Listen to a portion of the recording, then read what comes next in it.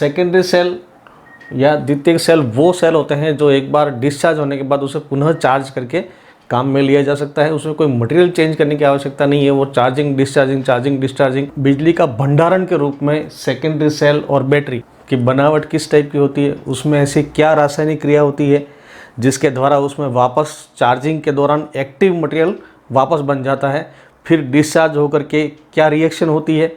एक तरह से अपना एनर्जी को स्टोर करने का एक साधन है। एक तो लिक्विड वाली है और दूसरी अपनी पेस्ट वाली होती है जो मतलब इधर उधर पोर्टेबल टाइप। तो पहले अपन सबसे अधिक जो हमारे घरों में है, गाड़ियों में है, सब में जो बैटरियां जो काम में आती है वो सबसे अधिक सीसा संचायक बैटरी में सेलों का समूह है।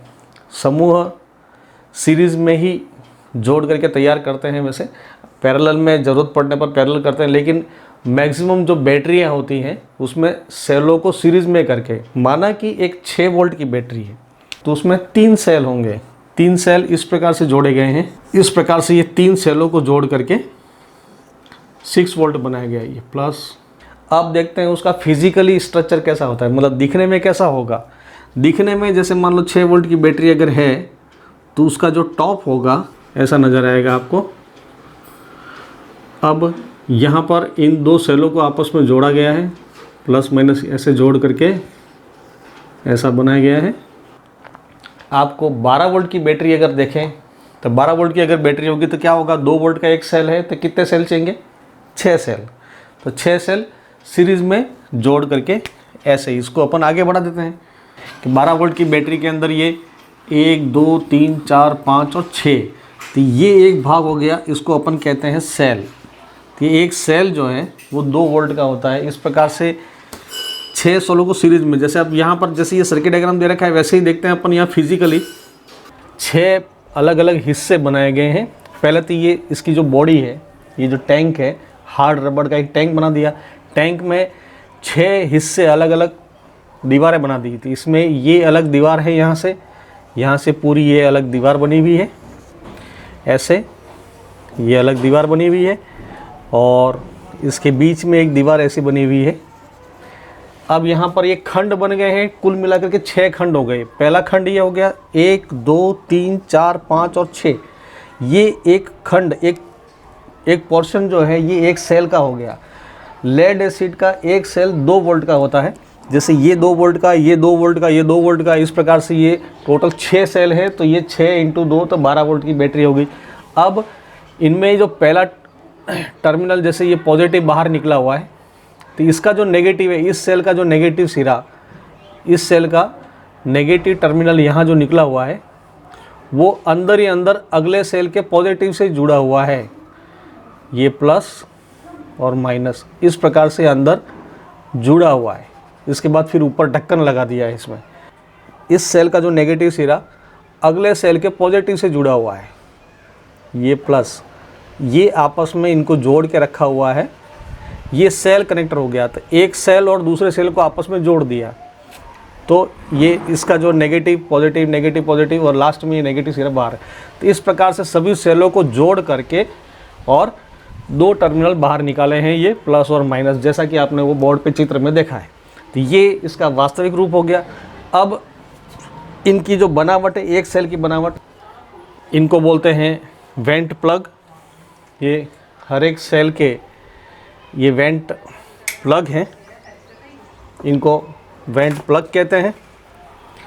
इनके द्वारा अंदर इलेक्ट्रोलाइट भरा जाता है। इसके अंदर जो है वो इलेक्ट्रोलाइट है। इलेक्ट्रोलाइट डाइल्यूट H2SO4, 1 भाग एसिड और 3 भाग पानी, 1 भाग एसिड और 3 भाग पानी मिला करके H2SO4 का घोल तैयार किया जाता है, जिसे अपन इलेक्ट्रोलाइट कहते हैं। जो इलेक्ट्रोलाइट इन सभी सेलों में भरा जाता है और इनमें पॉजिटिव और नेगेटिव जो प्लेट की जो बॉडी या कंटेनर हार्ड रबड़ का होता है, हार्ड रबड़ का, और इसकी जो क्षमता है एम्पियर घंटा, जो लिखा हुआ है इसके ऊपर एम्पियर घंटा, ये VP16, ये तो इसका कोड हो गया कि बैटरी, जैसे इसकी कैपेसिटी जो है 150 AH, तो बैटरी की क्षमता जो होती है 150 AH एम्पियर घंटे के हिसाब से। और ये C@C20 डिग्री सेंटीग्रेड। तो यहाँ पर C20 जो है, इस कोड का जो अर्थ होता है C20 मतलब वो लो रेट पे डिस्चार्ज होना और लो रेट पे ही इसको चार्ज करना। और इसमें ये C10 की अगर कोई बैटरी आती है, अगर मार्केट में जैसे अगर देखा जाए तो C10 वाली बैटरियाँ भी आती हैं जो उसमें हाई डिस्चार्ज और हाई चार्जिंग के लिए, तो C10 अपन काम में लेते हैं। ये C20 ये जो नॉर्मल जो डिस्चार्जिंग और नॉर्मल चार्जिंग के हिसाब से ये बनी हुई है।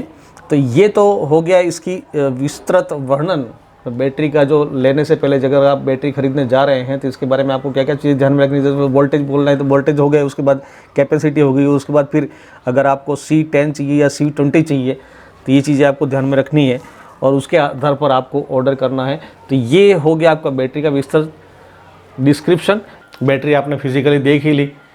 अब इसके जो मुख्य भाग है, सबसे पहला तो कंटेनर या बॉडी जो अभी आपने देखी, इसकी जो बॉडी है, बॉडी किसकी बनी होती है कि हार्ड रबड़, कठोर रबड़ या ग्लास की।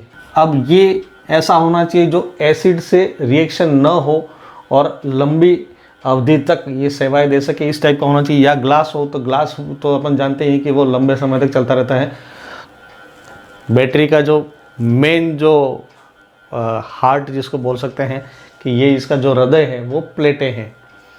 लेड एसिड बैटरी में जो प्लेटें होती हैं, एक तो धनात्मक और ऋणात्मक। धनात्मक जो प्लेट होती है चार्ज अवस्था में PbO2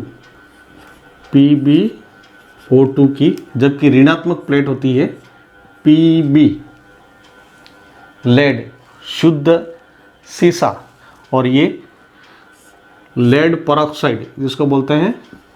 अब इनको बनाने का तरीका, अब प्लेट बनाएं कैसे, अगर मान लो आप अगर उसको बनाना चाहते हैं तो उसका मेथड आपको बता देते हैं।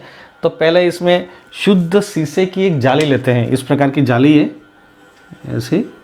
अब इसका जो क्षेत्रफल जो है, लंबाई चौड़ाई AH के आधार पर ली जाएगी, एम्पियर घंटे के आधार पर इसकी लंबाई चौड़ाई क्षेत्रफल ले लिया।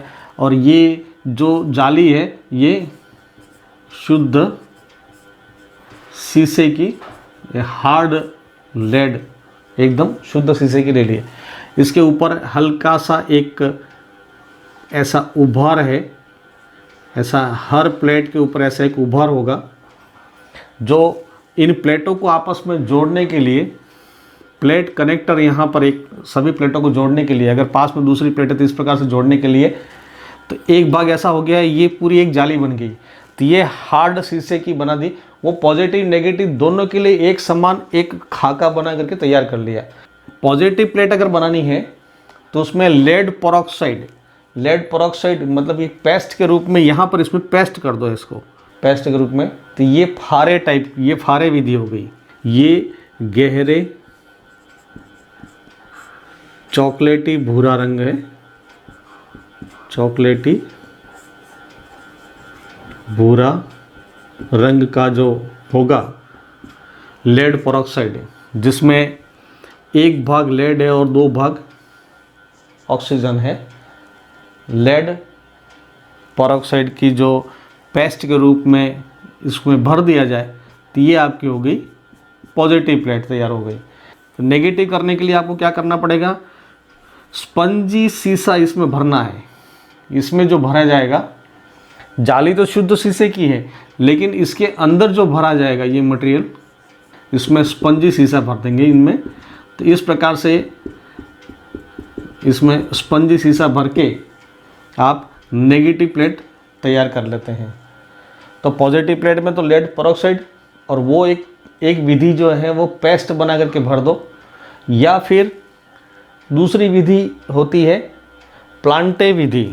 प्लांटे विधि के अंदर क्या करना है, ऐसा ही स्पंजी शीशा ले करके एक प्लेट बना दी, पॉजिटिव नेगेटिव दोनों एक जैसी बना दी। उसके बाद इसको H2SO4, डाइल्यूट H2SO4 की क्रिया करवा देंगे। जैसे ही अपन उसको चार्जिंग विधि से इलेक्ट्रिक सप्लाई दे देंगे उसको, तो पॉजिटिव प्लेट अपने आप PbO2 की बन जाती है, इसके ऊपर एक परत चढ़ जाती है। तो पॉजिटिव प्लेट बनाने की जो विधि है, फारे प्लेट में तो पेस्ट, और प्लांटे विधि में सिंपल बना करके उसको चार्जिंग के द्वारा उसको PbO2 बनाया जाता है। चार्जिंग विधि, ये विधि कहलाती है आपकी प्लांटे विधि। तो ये दोनों में ही पॉजिटिव प्लेट के लिए है, लेकिन नेगेटिव प्लेट जो है शुद्ध शीशे की स्पंजी शीशा इसमें भर देते हैं। पहले तो जाली बना देंगे, हार्ड शीशे की जाली बना करके उसमें स्पंजी शीशा भर करके और ये प्लेट तैयार की जाती है। तो अब शुद्ध शीशे का जो रंग है ये गहरे भूरे रंग का होता है, गहरे स्लेटी भूरा कलर जो होगा वो आपका स्पंजी शीशा, मतलब वो नेगेटिव प्लेट हो गई, मतलब ऋणात्मक प्लेट इसकी बनाई जाती है। तो ठीक है, ऋणात्मक प्लेट बनाने की विधि और धनात्मक प्लेट बनाने की विधि आपको मालूम पड़ गई। तो ऋणात्मक में तो स्पंजी लेड, सीधा इसमें स्पंजी लेड भर दिया पेस्ट बना करके। और पॉजिटिव अगर बनाना है तो पॉजिटिव के लिए दो विधियां, एक तो फारे विधि में PbO2 का पेस्ट जो गहरे चॉकलेटी भूरे रंग का होगा पेस्ट बना करके उसमें भर दो, या फिर प्लांटे विधि के अंदर शुद्ध शीशे की लेकर के उसको इलेक्ट्रोलाइट में डुबो करके उसको चार्जिंग करके फिर PbO2 बनाया जाए, तब जा करके ना आपकी जो पॉजिटिव प्लेट तैयार हो जाएगी। तो पॉजिटिव और नेगेटिव प्लेटें तैयार करने की विधि आपने देख ली। अब ये अच्छी तरह मालूम पड़ गया होगा कि पॉजिटिव और नेगेटिव प्लेट अब चाहें तो आप बना सकते हैं, तो है ना। शीशे की एक जाली ले करके उसमें वो पेस्ट भर देना है, PbO2 का पेस्ट विधि। अपने तो फारे विधि चलने दो, प्लांटे विधि में क्या करना पड़ेगा, पहले शीशे की बना करके ना फिर उसमें इलेक्ट्रोलाइट में डुबो करके ना चार्जिंग देना पड़ेगा, उसको चार्जिंग करके ना धीरे धीरे चार्ज होगा, तब जा करके ना ये PbO2 की एक परत इसके ऊपर जमेगी, तब उसका कलर चेंज होगा, तब वो पॉजिटिव चार्ज होगी। या आप पेस्ट के रूप में कर दो तो वो सीधा हो जाएगा। तो ये तो हो गया आपके प्लेटों का। अगला भाग देखते हैं अपना। अगला भाग क्या है, इलेक्ट्रोलाइट। इलेक्ट्रोलाइट देखते हैं कि इलेक्ट्रोलाइट क्या होता है। इलेक्ट्रोलाइट है डाइल्यूट H2SO4। ये कैसे तैयार करते हैं कि इसमें आपको एक भाग एसिड लेना है, एक पार्ट, प्लस 3 भाग पानी, 3 भाग पानी, वो भी आप डिस्टिल वाटर लेते हैं। अब इसमें तैयार करने की जो विधि है, पानी के अंदर एसिड डालना है, एसिड में पानी नहीं डाला जाता है। जो इलेक्ट्रोलाइट तैयार करने की जो विधि है उसको क्या करते हैं अपन, सबसे पहले एक कांच का जो बर्तन है उसमें पहले 3 भाग पानी ले लेते हैं। उसके बाद जो एसिड एक भाग है जो उसको बूंद बूंद करके उसमें डाल के थोड़ी देर हिलाया जाता है, तब जा करके ये इलेक्ट्रोलाइट तैयार होता है। तो इलेक्ट्रोलाइट तैयार करने की जो विधि है, 3 भाग पानी इसको आप पहले लेंगे, 3 भाग पानी आप पहले ले लेंगे किसी कांच के बर्तन में, जो इस एसिड से रिएक्शन नहीं हो ऐसा बर्तन लेना है। जो एसिड से रिएक्शन नहीं हो तो कांच का एक बीकर ले लिया, उसमें हमने 3 भाग पानी पहले ले लिया है। उसके बाद फिर एसिड एक पार्ट ले लिया और उसको बूंद बूंद करके उसके अंदर डालते गए और थोड़ा सा हिलाते गए। तो इस प्रकार ये जो तैयार किया हुआ है ये आपका इलेक्ट्रोलाइट तैयार होगा। फिर इसको अपन नापते हैं हाइड्रोमीटर से, उसकी ग्रेविटी जैसे कहते हैं अपन आपेक्षित घनत्व, इसका घनत्व नापते हैं। तो घनत्व इसका होना चाहिए 1250 से लेके 1280 तक। इसका जो घनत्व है इसको स्पेसिफिक ग्रेविटी कहते हैं। इसके पीछे कुछ लिखा नहीं रहता कि इतने ग्राम या इतने लीटर या मिलीमीटर या ऐसा कुछ भी नहीं होता, क्योंकि ये घनत्व आपेक्षिक घनत्व है। 2 घनत्व का अनुपात जब होता है उस समय आपकी उसकी कोई इकाई नहीं होती है। तो ये 1250 से 1280 का घनत्व इसमें तैयार हो जाता है। तो ये उपयुक्त है, आपके इलेक्ट्रोलाइट तैयार हो गया, वो बैटरी के लिए सूटेबल है। इसको दूसरी भाषा में ये भी कह सकते हैं कि 1.25 से 1.28, ठीक है। और थोड़ा सा अगर मान लो उसमें कभी पानी की मात्रा थोड़ी ज़्यादा हो जाती है तो 1.2 1200 भी हो जाता है। मतलब ये 1200 लिखो या 1.2 लिख दो, बात एक ही है। ये 1250 तो ये 1.25, 1280 1.28, 1200 तो 1.2। इस प्रकार से ये बैटरी का जो है वो इलेक्ट्रोलाइट तैयार किया जाता है। 1200 से लेकर के 1280 के बीच में होती है। तो ये हमारा सूटेबल, मतलब अच्छा इलेक्ट्रोलाइट तैयार हो गया है। इसको नापने के लिए विशेष उपकरण काम में लिया जाता है जिसे हम कहते हैं हाइड्रोमीटर। हाइड्रोमीटर आप प्रैक्टिकली देख भी तो हाइड्रोमीटर से आप इसकी ग्रेविटी नापते हैं। तो स्पेसिफिक ग्रेविटी जो नापने के लिए जो उपकरण काम में लिया जाता है इसे हम कहते हैं हाइड्रोमीटर। अगला भाग हम लेते हैं सेपरेटर। अब ये सेपरेटर क्या काम करता है? प्लेटों को मुड़ने से रोकता है और दूसरा पॉजिटिव नेगेटिव दोनों को शॉर्ट नहीं होने देता। तो इसका मतलब पॉजिटिव प्लेट और नेगेटिव प्लेट के बीच में आपको सेपरेटर रखना है। सेपरेटर किसका बना होता है? तो लकड़ी का या प्लास्टिक का बना होगा, रबड़ का ऐसा होता है।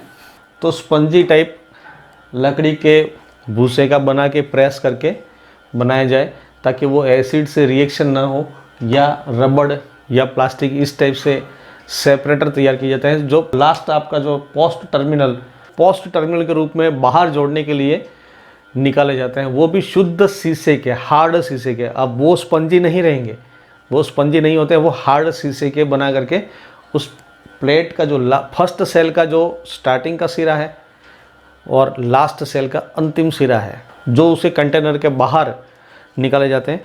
तो ये हो गए इसके भाग। अब देखते हैं इसकी कार्यप्रणाली। इन प्लेटों को, ये टैंक के अंदर एक ऐसी व्यवस्था होती है कि नीचे से ऐसे ग्रूव बने हुए हैं ताकि जो प्लेट है वो एकदम पेंदे में टच नहीं कर जाए, तो थोड़ी सी ऊपर उठी हुई रहे और बीच में एक खाली जगह रहती है। ये इसलिए रखा जाता है कि जैसे ही मान लो चार्ज डिस्चार्ज की प्रक्रिया के दौरान इसमें से लेड वो गल जाता है, गल करके ना नीचे गिर जाए, तो पेंदे में गिरे तो पॉजिटिव नेगेटिव प्लेटें आपस में शॉर्ट नहीं हो, इसके लिए एक ऐसे ग्रुप बना दिए जाते हैं। ग्रुप बना करके ना ये प्लेटें टिका दी है। टिकाने के बाद फिर पूरा पैक कर दिया, इसका ढक्कन बंद कर दिया। ढक्कन बीच में एक खाली जगह रखी है जहाँ से इलेक्ट्रोलाइट भरने के लिए, तो उसको पूरा पैक कर दिया यहाँ से यहाँ तक। जैसे ही अपन इसमें भार देते हैं तो इसमें पॉजिटिव से नेगेटिव की तरफ करंट चलेगी। पॉजिटिव से नेगेटिव की तरफ जैसे ही करंट चलती है और नेगेटिव प्लेट से पॉजिटिव प्लेट की तरफ अंदर भी करंट चलती है। तो अंदर जो रासायनिक क्रिया होती है वो किस प्रकार से होती है? तो PbO2 पॉजिटिव प्लेट के ऊपर इस प्रकार से रासायनिक क्रिया होती है जो अपन देखें कि PbO2 के साथ प्लस हाइड्रोजन, इसमें से जो हाइड्रोजन जो मुक्त हो रही है वो भी इसके साथ क्रिया करेगी और H2SO4 इसके अंदर है ही है। ये सब क्रिया करके और PbSO4 की प्लेट हो जाती है। तो धीरे धीरे करके जैसे इसमें PbO2 की जो मात्रा है, लेड परऑक्साइड की मात्रा, वो धीरे धीरे लेड परऑक्साइड है वो लेड सल्फेट में बदल जाता है। तो ये लेड सल्फेट की प्लेट हो जाती है डिस्चार्जिंग धीरे धीरे होने के बाद। तुरंत नहीं होती है, थोड़ी देर के बाद PbSO4 बन जाती है और जो इसमें पानी है वो मुक्त हो जाता है। तो इस इलेक्ट्रोलाइट के अंदर पानी की मात्रा बढ़ जाती है। जैसे जैसे आप बैटरी को काम में लेते हैं, ये काम में लेने के बाद जब इस बैटरी को जैसे अपने काम में लिए, काम में लेने के बाद इसमें जो करंट चलेगी, जो बाहर करंट चलेगी तो अंदर भी करंट चलेगी। जब ये अंदर भी करंट चलेगी तो इसमें हाइड्रोजन और H2SO4 positive plate PbO2 lead peroxide से क्रिया करके लेड सल्फेट बना देते हैं और पानी मुक्त कर देते हैं, जिसके कारण इसमें इलेक्ट्रोलाइट में पानी की मात्रा बढ़ जाती है। तो ये हुआ आपका पॉजिटिव प्लेट के ऊपर रिएक्शन। ये होगी, ये तो होगी पॉजिटिव प्लेट पर, पॉजिटिव प्लेट पर ये रिएक्शन होगी। जबकि नेगेटिव प्लेट पर क्या रिएक्शन होगी? तो जो टूटा है हाइड्रोजन इधर चला गया, सल्फेट इधर हो गया, तो ये भी PbSO4 की हो गई। ये आपकी नेगेटिव प्लेट, नेगेटिव प्लेट भी PbSO4 की हो गई। तो इसका मतलब हमारी जो बैटरी है वो जैसे ही हमने काम में ली, काम में लेने के बाद हमारी जो दोनों प्लेटें जो हैं वो PbSO4 की हो गई। धीरे धीरे होगी, तुरंत नहीं होगी, ये धीरे धीरे होगी। इसमें ये PbSO4 लेड सल्फेट की दोनों प्लेटें हो गई। तो इसका मतलब बैटरी जो है वो डिस्चार्ज हो गया। वापस लेड सल्फेट से PbO2 और Pb बनाना है तो अपन उसको चार्जिंग करेंगे। यहाँ आप सप्लाई देंगे तब फिर करंट जो है वो रिवर्स चलेगी। पहले करंट ऐसे जा रही थी, अब करंट ऐसे चलेगी, जो इलेक्ट्रोलाइट के अंदर से चलेगी। तो करंट रिवर्स करंट हो गई इसकी। आवेश करना है इसको शुद्ध हिंदी में। अगर मान लो कोई ऐसे शब्द अगर कहीं आ जाते हैं जो समझ में नहीं आए तो फिर वो चार्जिंग शब्द जो है मतलब आवेशन करना, बैटरी का आवेशन के समय क्या होता है। और ये डिस्चार्जिंग हो गया निरावेशन। निरावेशन कहीं कहीं ये शब्द इस प्रकार से काम में लेते हैं, थोड़ा ध्यान में रखना है कि डिस्चार्ज को निरावेशन कहते हैं और चार्ज को आवेशन कहते हैं। तो चार्जिंग जब करते हैं उस समय जैसे ही आपने सप्लाई दी तो इसके रिवर्स करंट चलेगी पॉजिटिव से नेगेटिव की ओर और यहाँ जो इलेक्ट्रोलाइट है H2SO4, इसमें H प्लस और SO4 माइनस जो आयन होंगे, तो माइनस जो आयन होते हैं वो हमेशा पॉजिटिव की तरफ आकर्षित होते हैं और प्लस जो आयन होते हैं वो नेगेटिव की तरफ आकर्षित होते हैं। ये तो हमने इलेक्ट्रोलाइसिस की क्रिया में पहले पढ़ा है कि जो ऋण आयन होते हैं वो हमेशा पॉजिटिव प्लेट की ओर आकर्षित होते हैं जब आप चार्जिंग कर रहे होते हैं उस समय, और जो प्लस आयन है, धन आयन है, वो ऋणात्मक प्लेट की ओर होते हैं। तो हमारे यहाँ पर जो बैटरी, जो दोनों पॉजिटिव नेगेटिव दोनों PbSO4 की ही है, डिस्चार्ज अवस्था में दोनों PbSO4 की है। तो PbSO4 के साथ पॉजिटिव पर क्या क्रिया होगी, PbSO4 प्लस SO4, जो माइनस के आयन है वो इससे क्रिया करेंगे और पानी इसके साथ है ही है, तो H2 और इसके साथ क्रिया करके PbO2 और 2H2O ये हमें प्राप्त हो जाता है। तो हमारे पास में वापस लेड परऑक्साइड प्राप्त हो जाता है, जिसे हम एक्टिव मटेरियल कहते हैं, सक्रिय पदार्थ, एक्टिव मटेरियल हमारे पास में वापस प्राप्त हो जाता है। ये चार्जिंग के दौरान ये और ये दोनों एक्टिव मटेरियल हमारे प्राप्त हो जाते हैं। तो ये प्लस और ये माइनस का जो चार्ज है हमें वापस मिल जाता है। अब ये कितनी देर तक चलाना है, कितना चलाना है, ये डिपेंड करता है आपका बैटरी की क्षमता पर।